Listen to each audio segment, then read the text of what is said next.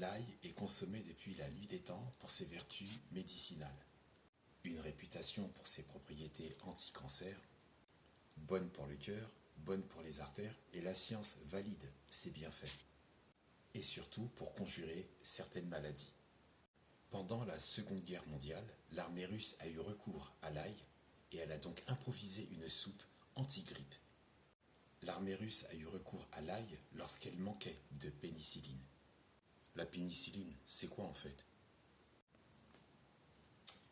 Ce sont des antibiotiques qui sont administrés et utilisés en médecine générale, employés pour traiter, apaiser et ou soigner, entre autres, les infections des gencives, des dents, traiter aussi les infections des poumons, des bronches, du nez, apaiser les infections des oreilles, de la gorge, des voies génitales, soigner aussi les infections de l'appareil digestif ou urinaire. Les pénicillines, alias bêta-lactamine, sont des antibiotiques qui sont bactéricides au mécanisme complexe qui, en activant des enzymes, détruisent la paroi cellulaire de certaines bactéries, essentiellement celles qui parasitent et agressent le corps humain. Pendant la guerre, les maladies fréquentes sont, entre autres, la fièvre de tranchée. Tu te tapes 5 à 6 jours de fièvre avec des douleurs articulaires et des céphalées. Le genre de mal de tête qui te fend le crâne après les excès, et tout ça à cause d'une bactérie propagée par les poux. C'est la guerre, donc faire un shampoing 2 à 3 fois par semaine, c'est mort. S'ajoutent ensuite les infections buccales, comme la gingivite, les abcès dentaires, qui sont dus à l'absence d'hygiène et à la nourriture carencée. C'est la guerre, donc l'accès à la douche quotidienne ou les 5 à 6 fruits et légumes par jour, on oublie. La guerre, les guerres, font malheureusement survenir et apparaître des maladies. Pour ne citer que les maladies de tranchée, s'ajoutent les rhumes, qui sont très courants en temps de guerre, mais aussi les bronchites et les pneumonies.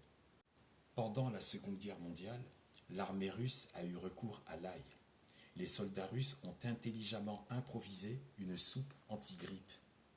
Une soupe aux multiples vertus, dont le renforcement des défenses immunitaires est aussi qualifiée de soupe anti-fatigue étonnante et extraordinaire.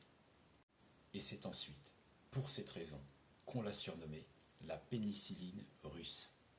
Des études ont montré que cette recette avait un pouvoir anti-infectieux. Des études ont également montré que les soldats qui en avaient consommé généreusement se remettaient plus vite d'un rhume que ceux qui en avaient consommé peu, voire pas du tout. On peut comprendre que consommer une soupe avec divers ingrédients, où l'élément principal est l'ail, à prendre tous les jours, ça peut être lassant. Même s'il n'y a que ça à manger, la notion de plaisir n'existe plus. En absence de pénicilline, l'ingéniosité de créer une soupe aux multiples vertus anti-infectieuses, anti-grippe, au goût sordide, il faut le dire. L'idée est donc venue, par la suite, de la consommer sous forme de complément alimentaire. Mais d'ailleurs, il existe aussi une autre recette que les dissidents martiniquais avaient élaborée à cette même période, une recette au goût excellent et savoureuse à déguster. On abordera les ingrédients et la recette dans la prochaine vidéo.